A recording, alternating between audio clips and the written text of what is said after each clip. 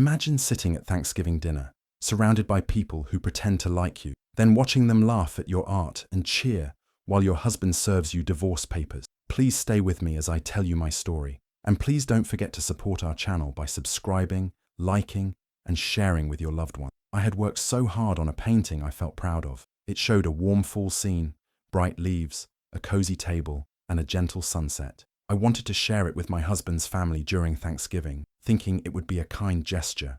My husband even told me, "They'll love it, bring it." So I did. When I arrived at their home, I held the painting carefully, smiling and nervous. His mum looked at it and said, "Oh, interesting," then turned away. I thought maybe she just didn't get it.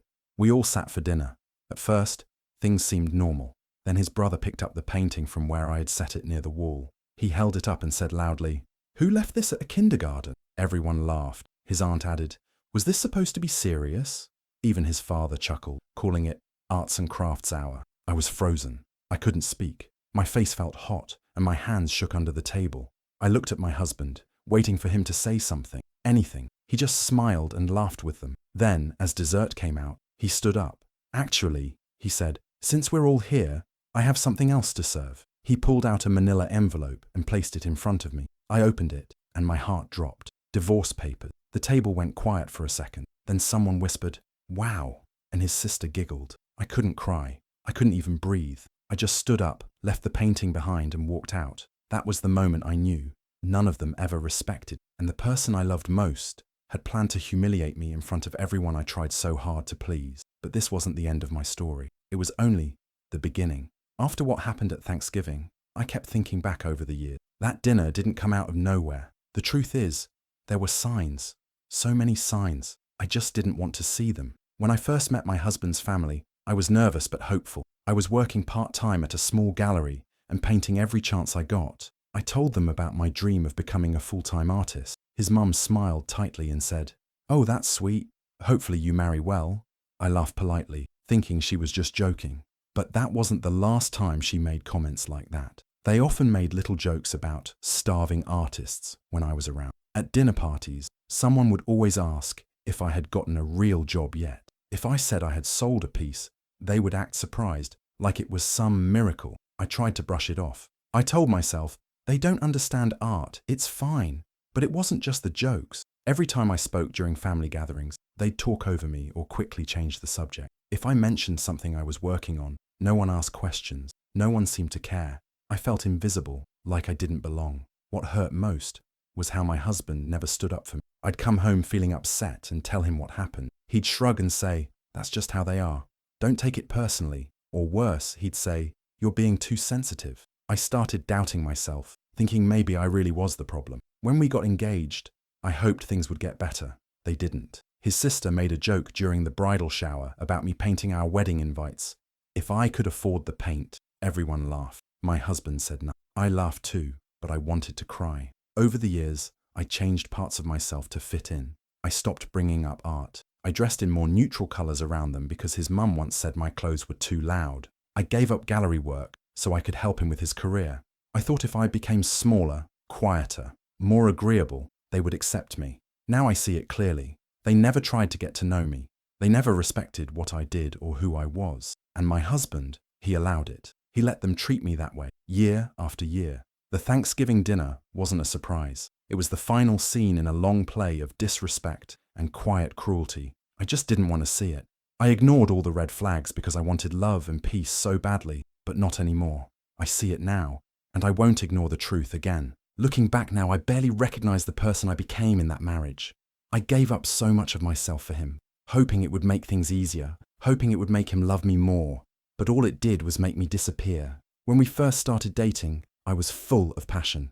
I worked at a small local gallery and painted every night in my tiny apartment. My art was messy, emotional, and bold, just like me. He said he loved that about me. He said I was different, free, creative. But slowly, he began changing the way he spoke to me. "You should try painting things people actually want to buy. Don't wear that to dinner. It's too much. Why don't you work part-time instead? I make enough for both of us." At first, I thought he was just trying to help. I told myself he meant well, so I agreed. I quit my gallery job, thinking I could focus on painting from home. But then life filled up with his needs, his schedule, his friends, his family. I was just painting now, so of course I had more time to cook, clean, host, and manage everything else. My world got smaller. I stopped wearing bright colours because he said they made me look loud.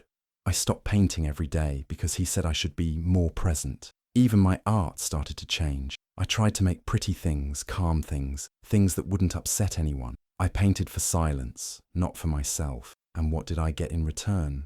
I got laughter behind my back. I got his family making fun of my work. I got cold eyes at dinner tables and a husband who said nothing. I got divorce papers handed to me like a joke. I gave up everything I loved, everything that made me me, for a man who couldn't even give me respect. I thought I was building a life with someone, but I was just decorating his. I was never his partner. I was something to keep around until he was ready to move on. Now, I see the truth. That marriage wasn't mine. It was his. His comfort, his family, his needs. I was just filling space, smiling quietly, hoping one day he'd notice how much I'd given up. But not anymore. I've had enough of giving myself away. A few weeks after Thanksgiving, I got a message from one of my husband's cousins. We were never close, but she had always been a little kinder than the others. Her message was short. She said she felt awful about what happened and thought I deserved to know the truth. What she told me made my stomach turn. That dinner wasn't just cruel, it was planned. All of it. The jokes, the laughter, the timing of the divorce papers. It was a set-up. My husband and his family had been sharing pictures of my paintings in a group chat for months. They took screenshots from my art page and sent them around like memes. They picked their favourite ones to laugh at, giving them cruel nicknames and mocking the meanings I had poured into them. When I brought the painting to Thanksgiving, they already knew what it looked like. Someone had seen me carrying it inside and snapped a photo, sending it to the group chat with laughing emojis. The moment I set it down, they were already planning how to make it the centre of the joke. The cousin told me that calling it kindergarten art was something they had joked about ahead of time. Even the line about arts and crafts hour had been written out in the chat. They had been looking forward to it like it was some kind of game. And the worst part? The divorce papers were part of it too. My husband had told them in advance. He said he was going to serve me right after dessert. They laughed, saying things like, "Save it for the grand finale," and "She'll probably cry into the pie." No one objected. No one said it was too far. They all just agreed it would be entertaining. I sat there that night, heartbroken and humiliated, thinking I was just unlucky. But the truth was far worse. They had all decided together to turn my pain into a performance. And the man I married, the man I loved, was the one who led it. I didn't know what hurt more, the cruelty itself, or the fact that I had shared my life with people who saw me as a joke.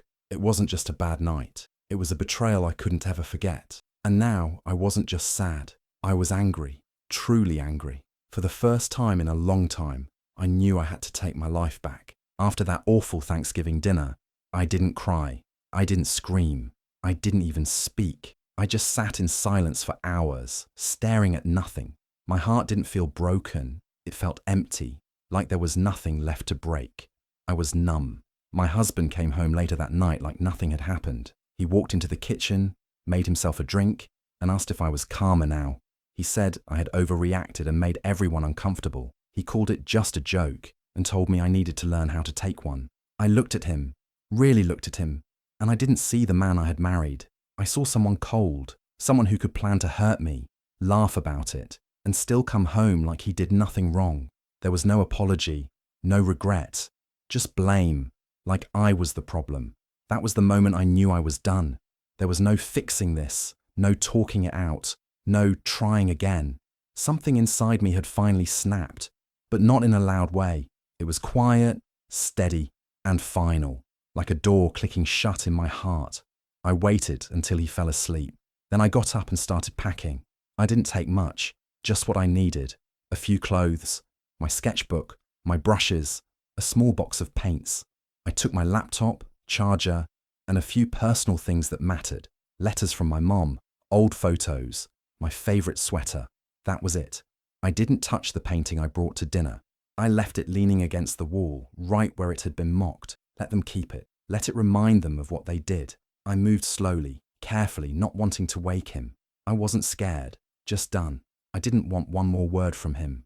I didn't want any last conversation or fake goodbye. When I was ready, I stood by the door for a second. I looked back once, not at him, but at the life I was leaving behind. A life I had built around someone who never truly saw me. A life that had asked me to shrink, to stay silent, to hide who I was. Then I opened the door and stepped out. No drama, no shouting, just a quiet exit into the cold night. And for the first time in a long time, I felt free. The first few days in the new apartment felt like I had fallen off the edge of the world. It was small, cold, and run down. The windows barely shut, and the radiator made strange noises all night. The walls were thin, the floor creaked, and everything smelled a little like old paint and dust. But it was mine. No one laughed at my work there. No one told me what to wear, what to say, or how to live. It was just me, alone, with my thoughts and my pain. At first, I couldn't do anything. I lay on the old futon for hours, staring at the ceiling. I didn't have the energy to cook or clean. I barely ate. My brushes stayed in their box, untouched. I felt numb again, and a little lost. I had spent so long trying to be someone else. I wasn't sure who I was anymore. But slowly, something inside me started to change. I didn't plan it. I just picked up my sketchbook one night without thinking and began to draw. It wasn't careful or pretty. It was angry, messy, and full of feelings I hadn't been able to say out loud. I poured everything into the pages, my pain, my disappointment, my fury. For once, I didn't care if it was good. I just needed to get it out. After that night, I couldn't stop. Every day, I painted. I used whatever I had. Cheap paint, broken brushes, cardboard when I ran out of canvas.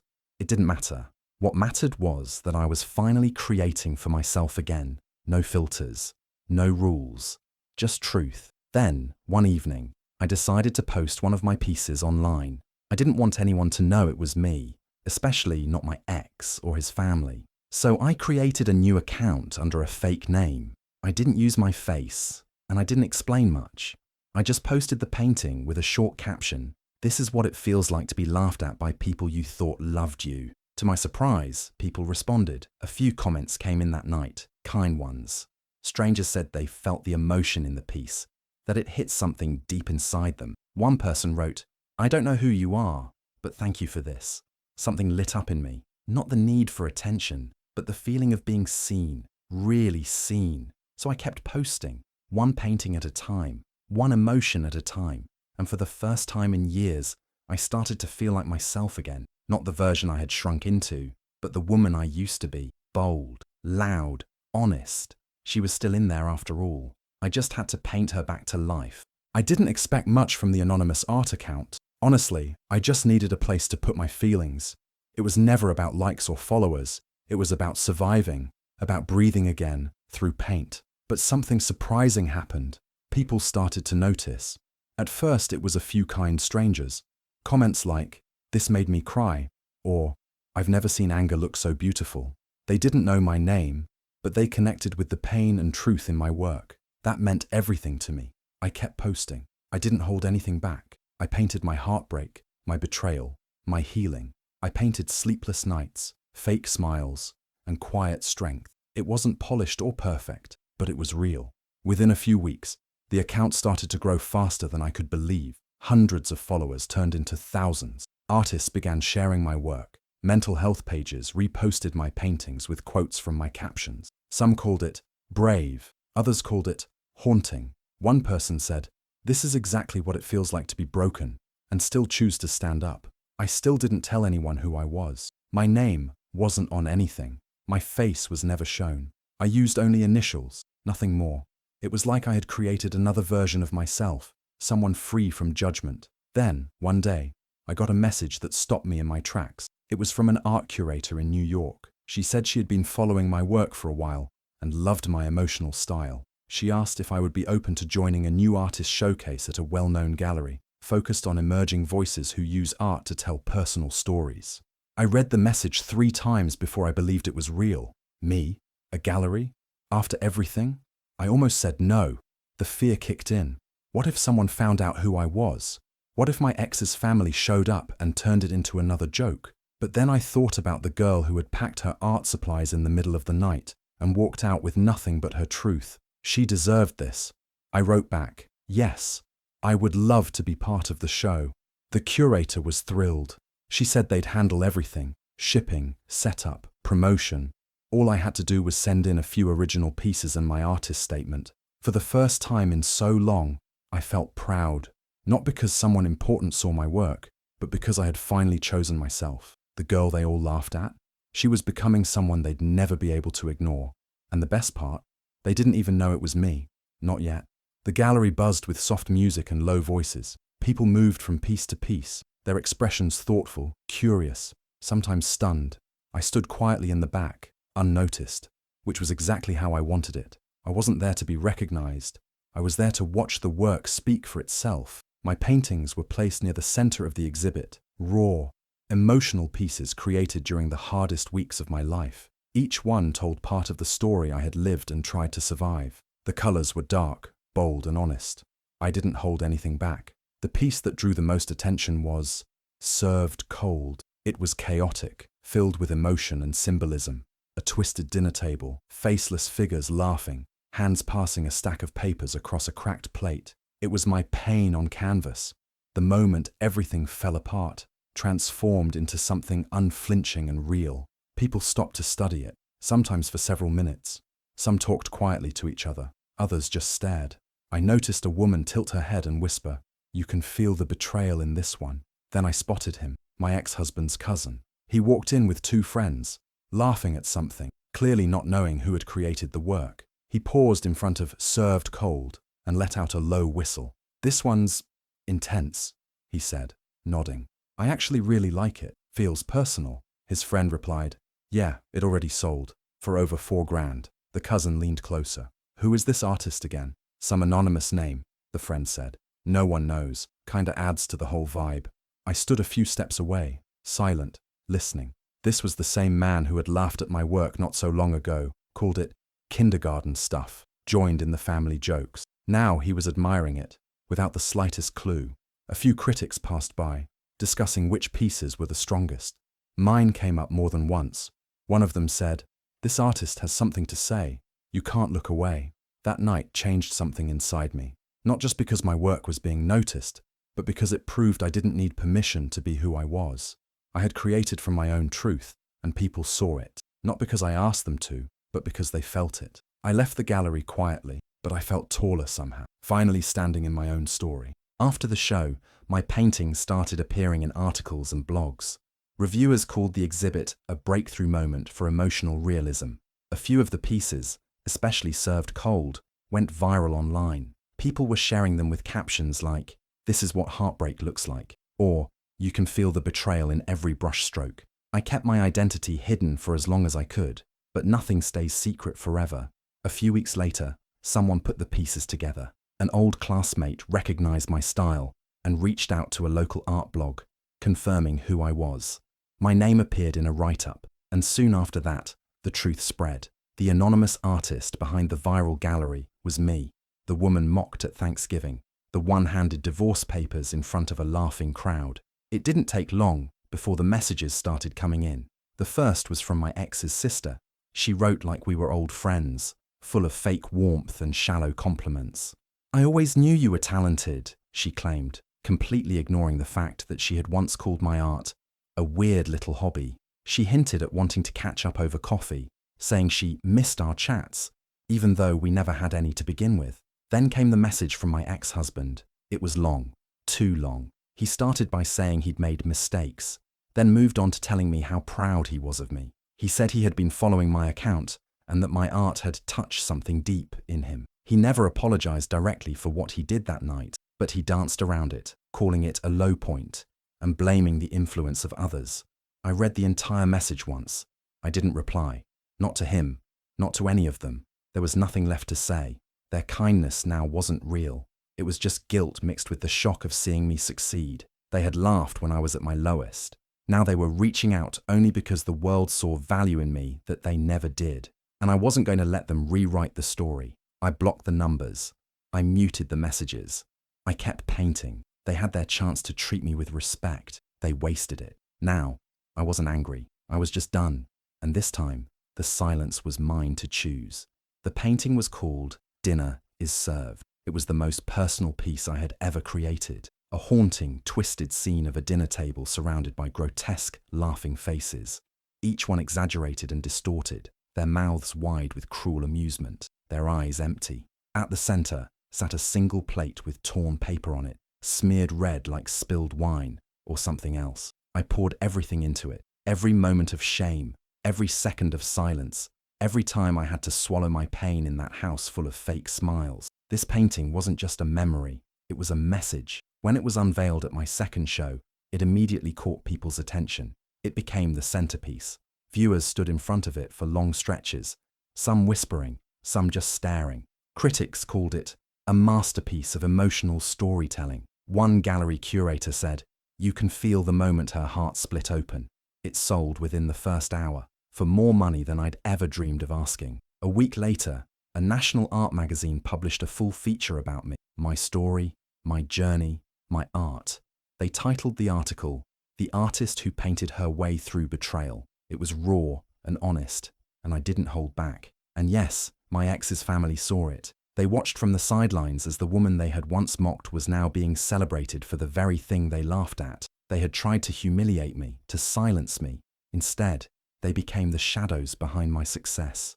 I didn't need to say a word to them. Dinner was served, and this time, I was the one at the head of the table, calm, powerful, and completely unbothered. Do you think my ex's family truly felt sorry? Or were they just trying to save face once I became successful? Would you have responded to their messages, or done exactly what I did? Let me know your thoughts in the comments.